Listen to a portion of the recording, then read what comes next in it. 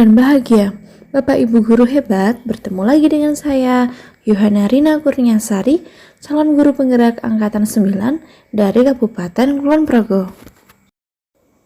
Pada kesempatan kali ini, saya akan menyampaikan koneksi antar materi modul 2.1 pembelajaran berdiferensiasi. Apa itu pembelajaran berdiferensiasi? Menurut Tomlinson, pembelajaran berdiferensiasi adalah usaha menyesuaikan proses pembelajaran di kelas untuk dapat memenuhi kebutuhan belajar individu setiap murid. Nah, apa maksudnya? Kita tahu bahwa setiap anak pasti memiliki kebutuhan belajar yang berbeda-beda, baik jika dilihat dari kesiapan belajarnya, minatnya, ataupun hal-hal yang terkait cara belajar yang disukai.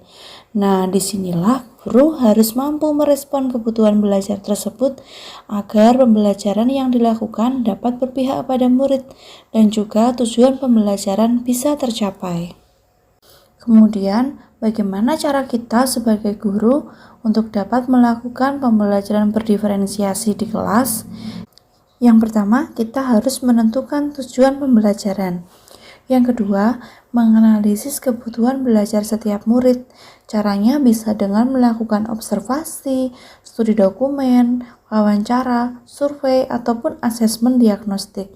Kemudian yang ketiga, menentukan strategi diferensiasi yang akan digunakan untuk menjawab kebutuhan murid.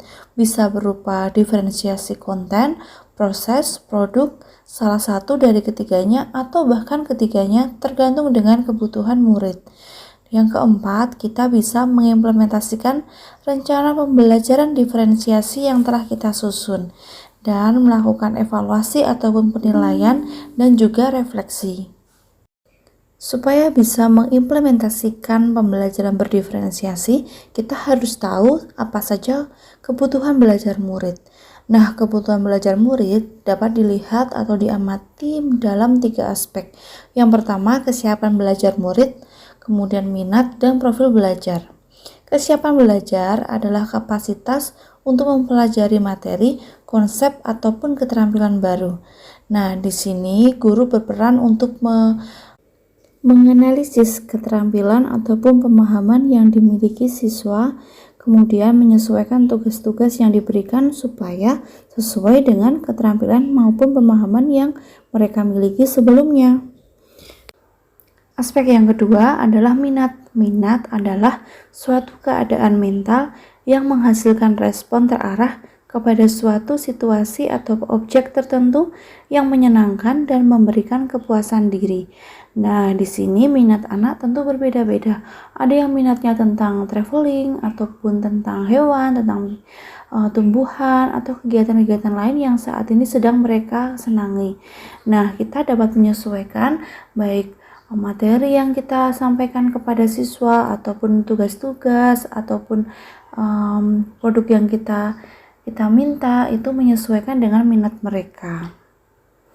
Kemudian profil belajar yaitu mengacu pada cara-cara bagaimana sebagai individu itu paling baik dalam belajar.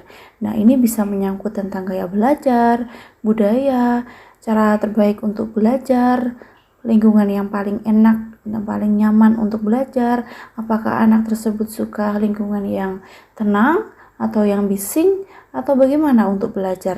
Nah, kita harus mengetahui hal tersebut. Selanjutnya, bagaimana cara kita mengidentifikasi kebutuhan belajar murid? Nah, ada banyak cara. Yang pertama, kita bisa melakukan pengamatan perilaku murid sehari-hari dengan cara observasi.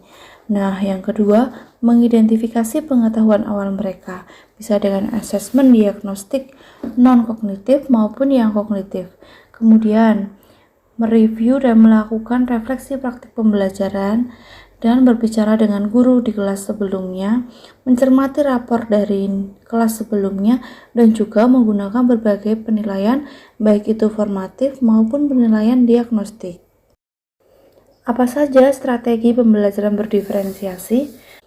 Nah, dalam melakukan pembelajaran berdiferensiasi, ada 3 strategi yang dapat digunakan guru.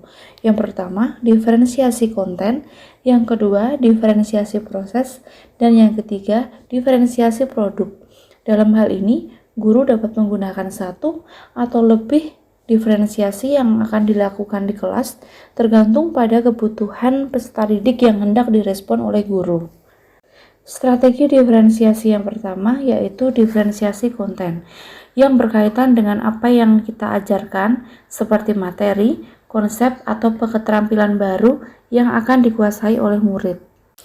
Diferensiasi konten dapat dilakukan dengan membedakan bentuk penyajian materinya yang disesuaikan dengan kebutuhan belajar siswa.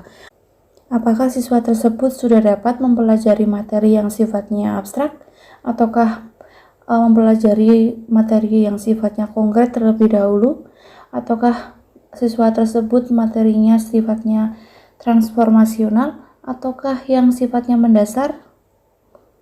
Strategi yang kedua, diferensiasi proses. Nah, di saat guru melaksanakan diferensiasi proses, artinya guru membuat kegiatan yang memungkinkan murid untuk berlatih dan memahami materi atau memaknai konten atau materi tadi dengan membedakan proses yang harus dijalani murid. Misalnya, murid yang memiliki kemampuan yang sudah lebih baik daripada teman-temannya, maka jumlah bantuan yang diberikan guru akan semakin sedikit. Berbeda dengan siswa yang membutuhkan pendampingan lebih karena kesiapan belajarnya yang belum begitu baik, maka guru harus memberikan bantuan dalam jumlah yang lebih banyak. Strategi yang ketiga, diferensiasi produk. Nah, diferensiasi produk dilakukan dengan meminta atau menugaskan siswa untuk memberikan hasil karya ataupun yang berupa tagihan yang menunjukkan penguasaan kompetensi oleh murid. Guru dapat memodifikasi atau membedakan produk-produk yang dibuat siswa sesuai dengan kesiapan belajar mereka, minat mereka, ataukah sesuai dengan profil belajar mereka. Selanjutnya, apakah ada keterkaitan antara modul pembelajaran berdiferensiasi dengan modul-modul sebelumnya? Keterkaitan modul pembelajaran berdiferensiasi dengan modul filosofi pemikiran Ki Hajar Dewantara.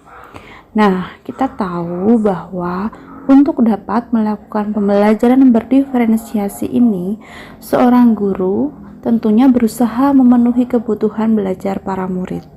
Nah, hal ini sejalan dengan filosofi pendidikan menurut Ki Hajar Dewantara, yakni pendidikan yang menghamba dan berpihak pada murid. Dalam hal ini, guru menuntun anak sesuai dengan kodratnya. Kaitan modul pembelajaran berdiferensiasi dengan modul nilai dan peran guru penggerak. Dalam melakukan pembelajaran berdiferensiasi, guru penggerak juga melaksanakan nilai sebagai guru penggerak, yakni berpihak pada murid, reflektif, mandiri, kolaboratif, dan inovatif. Guru dapat bekerja sama dengan rekan sejawat untuk memetakan kebutuhan belajar siswa dan merencanakan pembelajaran berdiferensiasi dari hasil refleksi ataupun pengamatan siswa. Dengan melaksanakan pembelajaran berdiferensiasi ini, guru juga dapat mewujudkan peran sebagai guru penggerak tentunya, yakni menjadi pemimpin pembelajaran.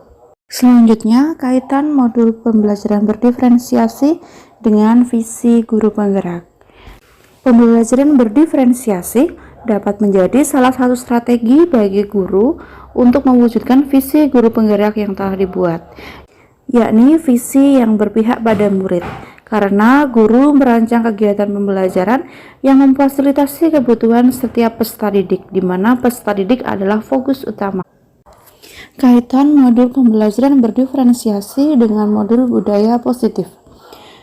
Dalam pelaksanaan pembelajaran berdiferensiasi, guru dan murid membuat keyakinan kelas yang disepakati bersama agar kegiatan pembelajaran dapat berjalan dengan lancar sesuai dengan nilai-nilai budaya positif.